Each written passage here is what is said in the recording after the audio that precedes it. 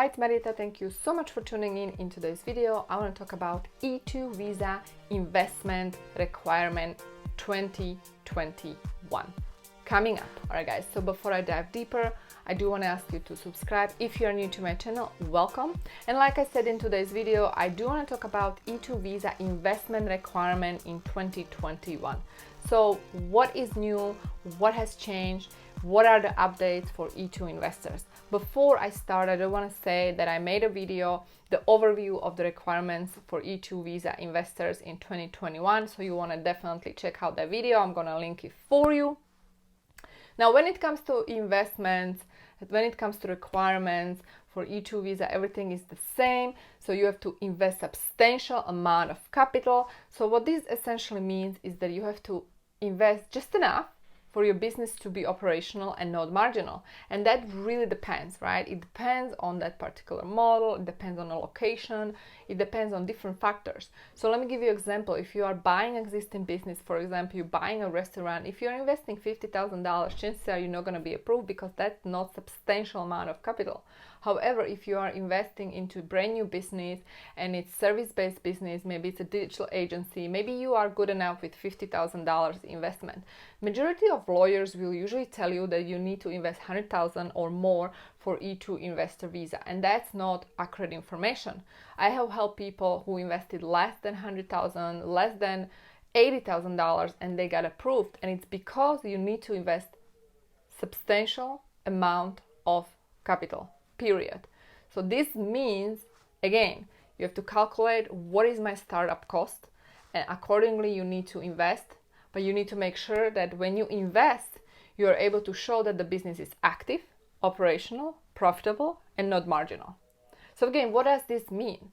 Not marginal means that the business is generating more than minimum living expenses of yourself and your family if you bring your family with you. Right? So you got to calculate what would be your minimum living expenses in that particular area where you plan to move. And that really varies. Like it depends on the location, on the state, and so on. So you have to be aware of that. And lastly, you also need to show that you actually have invested these funds or you're in a process of investing. So for example, if you're investing $100,000 and you have already invested $70,000 out of $100,000, this is substantial amount, right? And it shows that you pretty much have already invested, and the other 30% you are still in process of investing. Obviously, you need to have a solid business plan. You need to have future projections. Everything has to make sense from the business perspective, and you need to know exactly what you're doing. Because I'm hearing stories of people who come to me and they already applied for E2 visa, but they were not approved because they don't understand that we are not just talking about wiring funds, we are actually talking about starting a real existing businesses, real active businesses, not speculation, right? So if you, for example, wire funds to the United States and you are able to demonstrate that these funds are from legal source, but you, even though you do that, you still do not invest. Let's say you wire 100,000, but you don't spend the money. You don't spend anything. You leave the money in a bank account and then you go and apply for E2 visa. You're not going to be approved. You haven't really created operational and real and active business.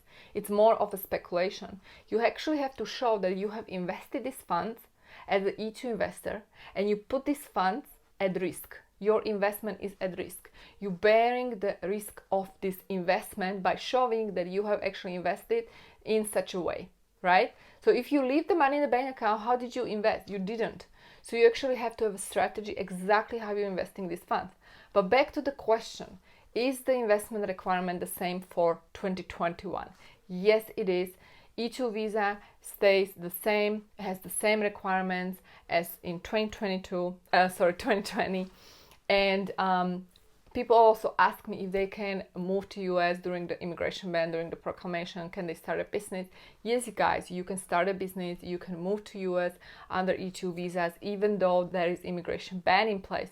So if you're somebody who is thinking to start a business, if you're somebody who is thinking to invest, if you're somebody who is from the treaty country, I do want to say check out my free training. The link is below this video that is going to explain exactly step-by-step requirements, what you need to know if you're planning to get E2 visa during COVID-19. And really this training is going to help you to understand what needs to happen. And also I'm going to explain why now is the good time for you to actually move to United States and get started, because I believe this is the time, this is the gold opportunity for so many of you, because as you understand, the economy of the United States is being impacted in such a negative way that if you come now with your investment, this is exactly, you are exactly the person the United States is welcoming.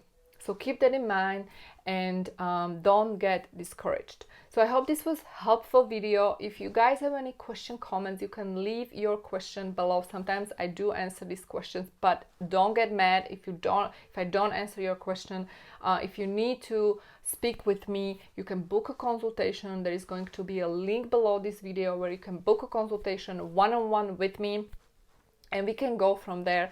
I do focus on investors.